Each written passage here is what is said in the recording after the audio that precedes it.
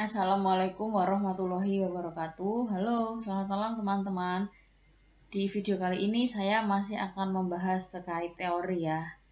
Jadi setelah tadi kita sedikit mengulas tentang teori konflik, di video kali ini saya akan mencoba mengulas beberapa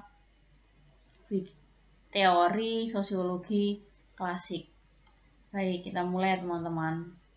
Yang pertama adalah Auguste Comte. Ini adalah foto dari Auguste Comte.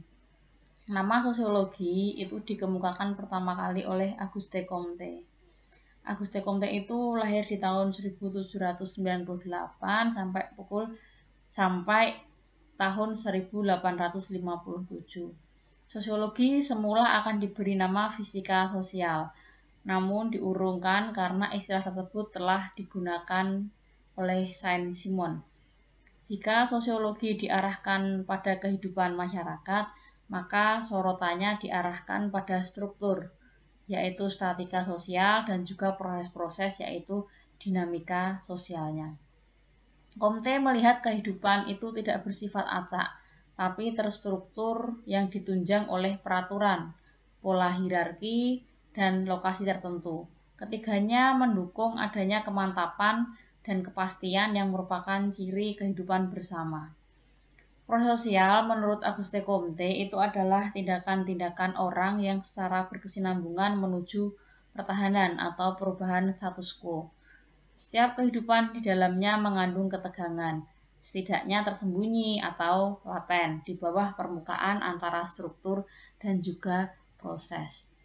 Auguste Comte mencetuskan hukum 3 tahap. Jadi dalam bukunya Cours de Philosophie Positive, Comte mengemukakan hukum kemajuan pemikiran manusia atau hukum 3 jenjang. Jadi sejarah manusia itu akan melewati 3 jenjang yang mendaki.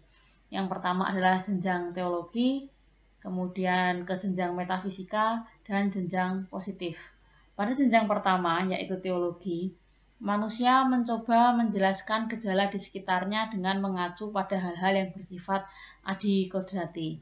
Kemudian di jenjang yang kedua, yaitu metafisik, manusia mengacu pada kekuatan-kekuatan metafisik atau kekuatan abstrak yang di situ dikaitkan dengan peristiwa yang ada di dunia. Kemudian yang ketiga, pada jenjang tertinggi atau positif, penjelasan alam maupun sosial dilakukan dengan mengacu pada deskripsi ilmiah atau hukum-hukum ilmiah.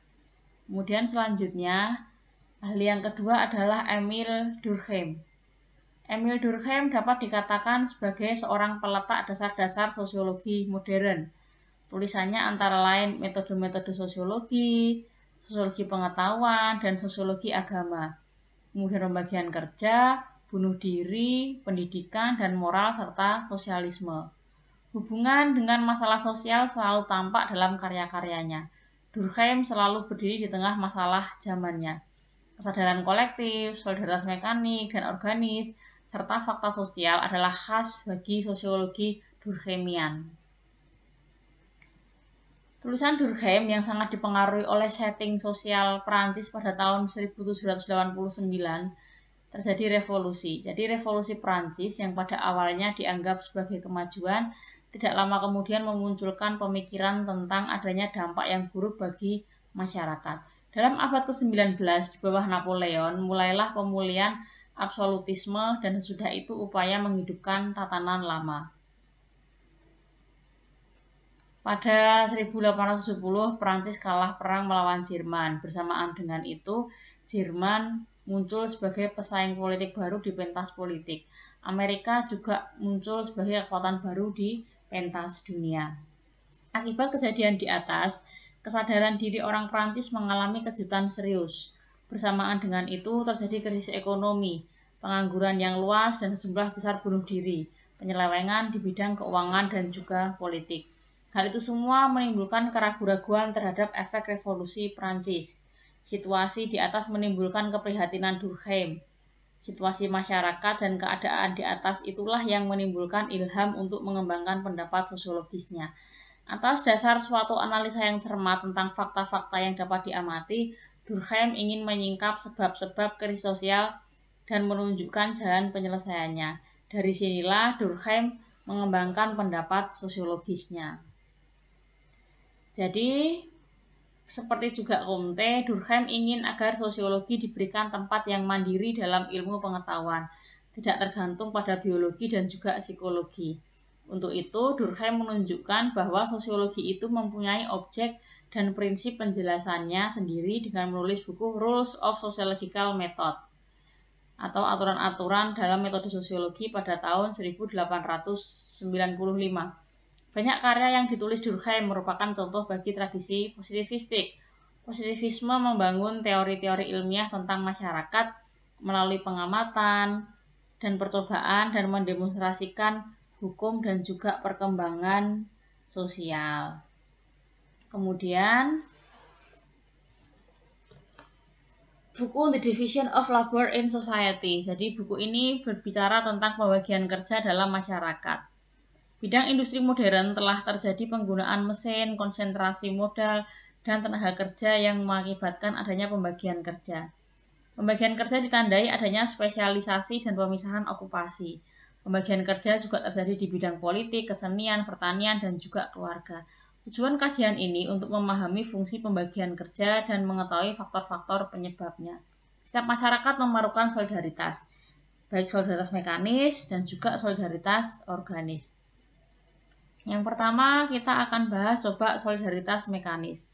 Solidaritas mekanis adalah tipe solidaritas yang didasarkan atas persamaan atau pada masyarakat segmental.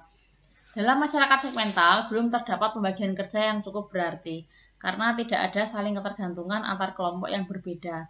Oleh karena itu, mereka dapat memenuhi kebutuhannya sendiri. Solidaritas yang berdasar atas kepercayaan dan setia kawan, diikat oleh hati nurani kolektif atau conscience kolektif. Berbeda dengan solidaritas organis. Akibat pembagian kerja dalam masyarakat yang makin berkembang, solidaritas mekanis berubah menjadi solidaritas organis. Muncul diferensiasi dan spesialisasi, ditandai dengan adanya saling ketergantungan karena masing-masing anggota masyarakat tidak dapat memenuhi semua kebutuhannya. Solidaritas organis merupakan sistem yang terpadu, yang terdiri dari bagian-bagian yang saling tergantung seperti organisme biologis. Solidaritas ini didasarkan pada hukum dan akal. Maka ada buku Rules of Sociological Method yang menawarkan definisi sosiologi dan bidang yang harus dipelajari sosiologi adalah fakta sosial. Fakta sosial sendiri merupakan cara bertindak, berpikir, dan merasakan yang mengendalikan individu. Fakta sosial adalah setiap cara bertindak yang telah baku ataupun tidak, yang dapat melakukan pemaksaan dari luar terhadap individu. Contoh fakta sosial antara lain hukum, kemudian moral, kepercayaan, adat, cara berpakaian, ataupun kaidah ekonomi. Bila individu melanggar akan terkena sanksi. Buku ini memuat metode untuk mempelajari fakta sosial, menjelaskan fungsinya dan menjelaskan faktor-faktor penyebabnya. Kemudian Emil Durkheim juga mengeluarkan buku yang namanya Suicide. Buku ini merupakan upaya menerapkan metode yang telah dirintis dalam Rules of Sociological Method. Buku ini menjelaskan sebab-sebab terjadinya fakta sosial konkret, yaitu bunuh diri. Untuk menjelaskan sebab-sebab bunuh diri itu dilakukannya dengan mengumpulkan data kuantitatif, yang selanjutnya dianalisa dengan teknik distribusi frekuensi dan juga tabel silang. Teknik tersebut hingga kini masih digunakan untuk meneliti suatu gejala dan hubungan antara suatu gejala dengan gejala yang lain.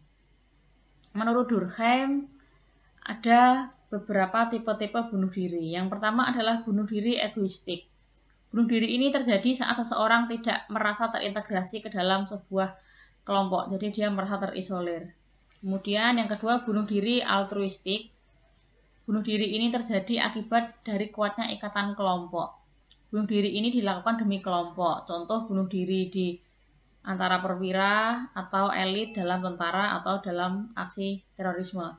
Kemudian bunuh diri anomik, yaitu bunuh diri saat terjadi krisis ekonomi atau politik misalnya, atau adanya sebuah kemajuan yang sifatnya tidak terduga.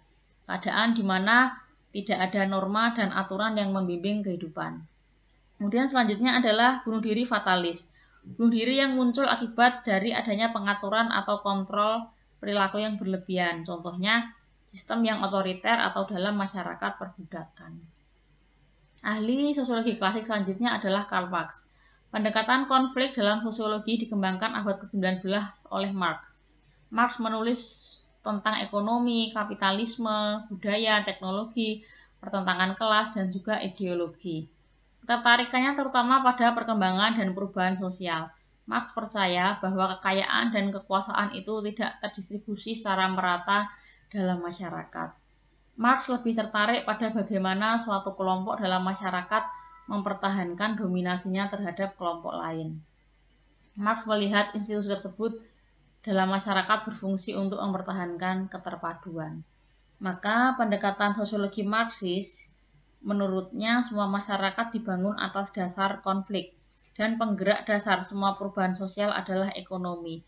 Masyarakat harus dilihat sebagai totalitas yang di dalamnya ekonomi adalah faktor penentu. Perubahan dan perkembangan sejarah tidak acak, tetapi dapat dilihat dalam hubungan manusia dengan organisasi ekonomi. Individu dibentuk oleh masyarakat, tetapi dapat mengubah masyarakatnya melalui tindakan rasional yang didasarkan atas asumsi ilmiah, yaitu materialisme historis. Bekerja dalam masyarakat kapitalis mengakibatkan keterasingan atau alienation. Dengan berdiri di luar masyarakat, melalui kritik, manusia dapat memahami dan mengubah posisi sejarah mereka.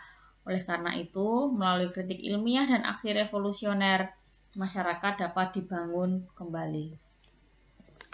Selanjutnya, Marx mencetuskan konsep kapitalisme yang sistem yang mendunia.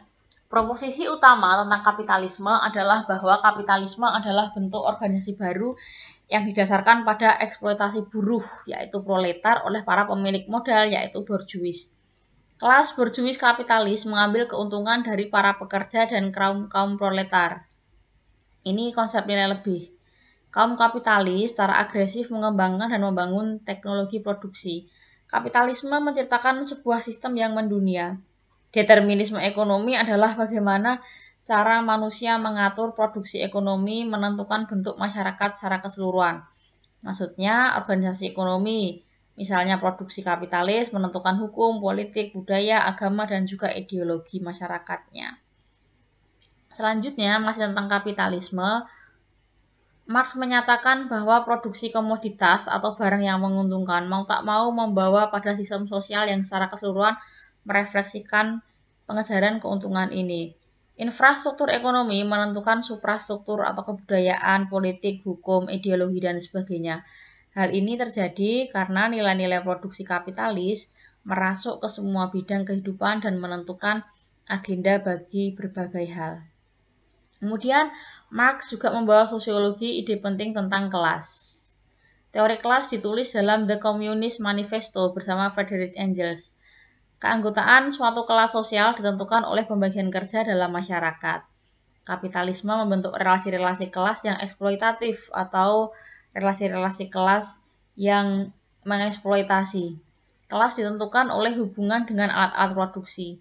Ketika kaum proletar atau buruh menyadari kepentingannya, lalu bersatu dan memberontak, serta konflik terjadi, itulah yang dinamakan perjuangan kelas.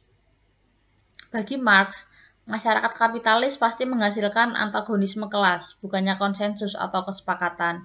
Struktur masyarakat sendirilah yang membuat konflik dan ketidakserasian menjadi tak terelakkan. Marx dapat dikatakan mensintesis semua yang dikatakan para ekonom, teoretikus politik, dan filosof tentang masyarakat untuk menghasilkan teori sosiologi besar tentang masyarakat kapitalis secara keseluruhan. Ahli selanjutnya adalah Max Weber. Ini adalah potret dari Max Weber. Weber tidak terlalu aktif dalam politik dan tidak mengklaim telah menyelesaikan seluruh persoalan yang terkait dengan jalannya masyarakat. Karya pertamanya itu adalah The Protestant Ethic and the Spirit of Capitalism yang dikeluarkan di tahun 1906, yang secara tajam memperlihatkan perbedaan pandangannya dengan Karl Marx tentang masyarakat dan pertentangan kelas.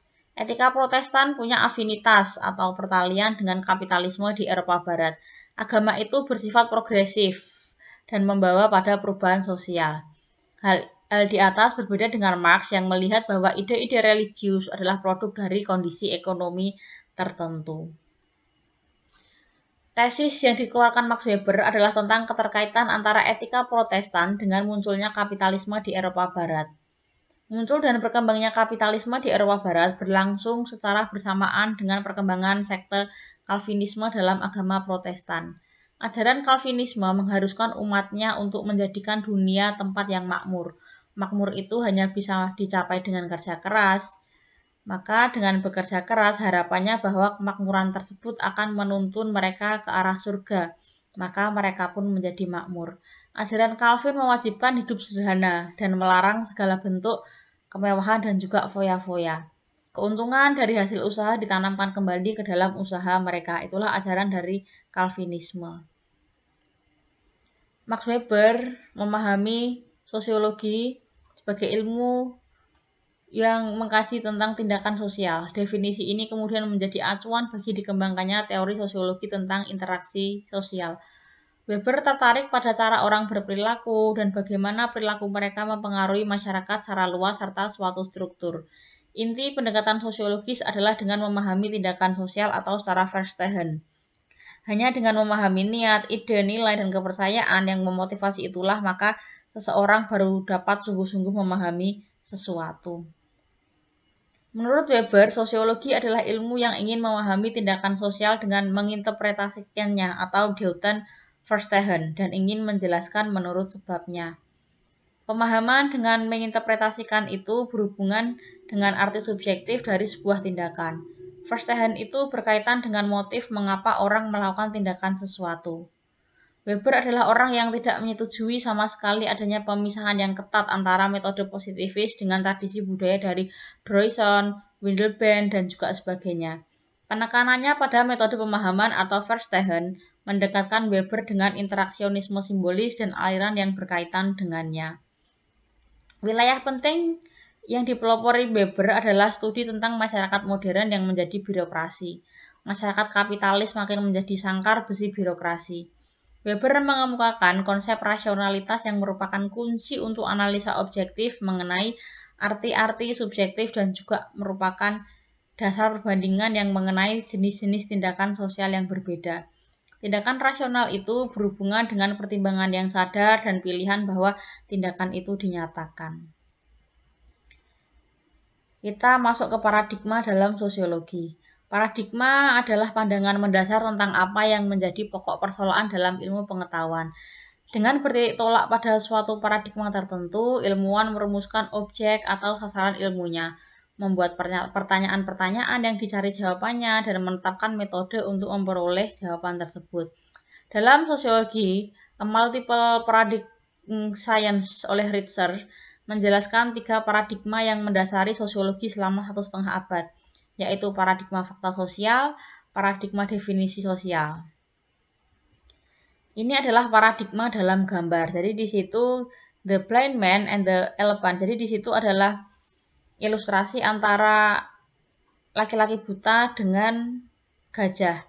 Maka ketika laki-laki buta itu memegang belalai, dia tidak tahu kalau itu gajah. Dia menginterpretasikan kalau itu adalah ular karena belalainya panjang. Kemudian ketika laki-laki buta itu memegang perut gajah yang besar, dia juga tidak tahu kalau itu gajah. Dia mengasumsikan bahwa itu adalah sebuah dinding. Gitu. Kemudian ketika laki-laki buta itu memegang ekor dari gajah, dia akan mengasumsikan bahwa itu adalah tali, atau ketika gajah memegang telinga, orang buta memegang telinga dari gajah, dia tidak tahu kalau itu gajah, dia menginterpretasikan itu sebagai kipas. Nah, itu adalah paradigma dalam sebuah ilustrasi. Yang pertama adalah paradigma fakta sosial. Sosiologi yang bekerja dengan memakai paradigma fakta sosial memandang hidup bermasyarakat dalam makrostrukturnya. Masyarakat dilihat sebagai kenyataan yang berdiri sendiri lepas dari soal apakah individu tersebut suka atau tidak. Masyarakat dalam strukturnya yaitu bentuk pengorganisasiannya, undang-undang dan peraturan, hierarki kekuasaan, wewenang, sistem peradilan, peranan-peranan, nilai-nilai, dan apa yang disebut dengan pranata sosial merupakan barang sesuatu atau fakta yang terpisah dari individu, akan tetapi mempengaruhinya. Individu sejak kecil mengalami pengaruh, bahkan daya paksa dari masyarakat. Contoh paradigma fakta sosial ini adalah teori sosiologi yang dicetuskan oleh Durkheim. Kemudian teori-teori dalam paradigma fakta sosial yang pertama adalah teori fungsional struktural, mempelajari dampak atau fungsi struktur dan peranata sosial dalam hidup bermasyarakat yang teratur dan stabil. Setiap fenomena sosial mempunyai akibat-akibat objektif, baik positif maupun negatif, baik yang disadari atau tidak. Analisis akibat tersebut akan dapat membantu mengerti mengapa fenomena itu dipertahankan atau dibatalkan. Prinsip penerangan yang dipakai adalah adaptasi hidup bersama manusia dengan situasi lingkungannya. Sehingga pelapisan sosial dipelajari sejauh menghasilkan pembagian kerja, pembagian harta benda yang diperlukan demi kestabilan dan pertahanan diri masyarakat. Kemudian teori konflik yang menerangkan kehidupan sosial dengan mengambil dampak struktur-struktur kekuasaan dan kepentingan kelompok sebagai masalah pokok. Prinsip dasarnya adalah menerangkan kehidupan sosial, yaitu dominasi dari pihak kuat atas yang lemah. Penekanan hidup rakyat, manipulasi pendapat umum, intimidasi, dan penindasan merupakan mekanisme-mekanisme yang diharap membawa kestabilan. Pelapisan sosial dimengerti sebagai akibat dari dominasi pihak yang kuat. Pada dasarnya, masyarakat bersifat goyah karena menjadi arena persaingan dan penabrakan kepentingan yang berbeda.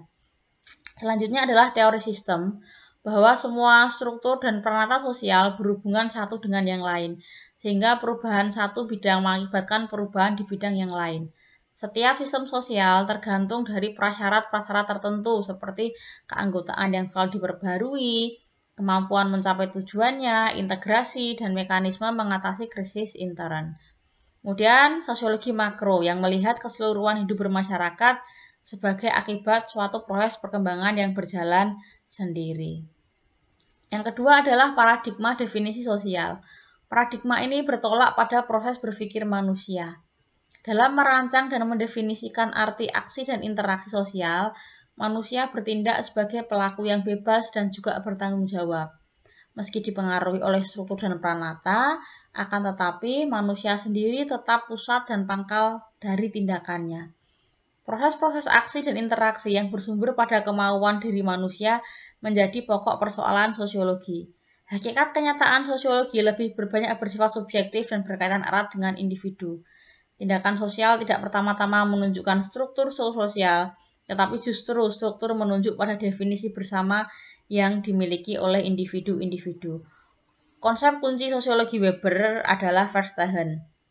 Jadi tindakan manusia diurai dari perspektif subjektif. Teori dalam paradigma definisi sosial yang pertama adalah teori aksi dari Max Weber. Kunci untuk memahami kehidupan bersama ada di tangan manusia, karena ia berpikir dan mengungkap pikirannya dalam masyarakat. Prinsip penerangan dan pokok masalahnya adalah pikiran manusia itu sendiri. Teori yang kedua adalah interaksionisme simbolik oleh George Mead dan juga Herbert Blumer, yang mengutamakan corak simbolik sebagai inti interaksi manusia. Jadi, manusia yang bertindak memberi arti tertentu kepada tingkah lakunya dan menginterpretasi tingkah laku orang lain menurut artinya juga. Dan teori selanjutnya adalah teori fenomenologi oleh Alfred Schutz, yang mementingkan intersubjektivitas. Interaksi sosial terjadi dan berlangsung melalui penafsiran dan pemahaman tindakan masing-masing, baik antar individu maupun antar kelompok. Kemudian paradigma yang terakhir adalah paradigma perilaku sosial yang mencurahkan perhatiannya kepada tingkah laku dan perulangan tingkah laku. Perilaku manusia dilihat sebagai tanggapan atau reaksi mekanis dan otomatis atas stimulus. Walau manusia berpikiran, pikirannya mesti mengikuti pola tertentu yang selalu sama. Maka teori yang pertama dari paradigma perilaku sosial adalah teori pertukaran oleh George Homans. Menurutnya dalam setiap tindakan, makin sering suatu tindakan memperoleh ganjaran, maka kian kerap orang akan melakukan tindakan tersebut. Semakin tinggi nilai suatu tindakan, maka kian senang seseorang melakukan tindakan tersebut. Semakin sering di masa lalu seseorang menerima suatu ganjaran tertentu, maka semakin berkurang bernilai bagi orang tersebut peningkatan setiap unit ganjaran tersebut. Jika di masa lalu terjadi stimulus khusus yang merupakan peristiwa di mana tindakan tersebut memperoleh ganjaran, maka semakin stimulus yang ada sekarang mirip dengan yang lalu itu, semakin besar memungkinkan bahwa seseorang melakukan tindakan serupa atau yang agak sama. Bila seseorang tidak memperoleh ganjaran yang diharapkannya, maka dia akan marah, agresif, dan hasil perilaku demikian menjadi lebih bernilai baginya. Nah, ini tadi adalah terkait beberapa ahli sosiologi, kemudian teori sosiologi dan juga paradigma dalam sosiologi. Semoga dapat menjadi bahan belajar untuk teman-teman yang mempersiapkan tes P3K. Terima kasih. Wassalamualaikum warahmatullahi wabarakatuh.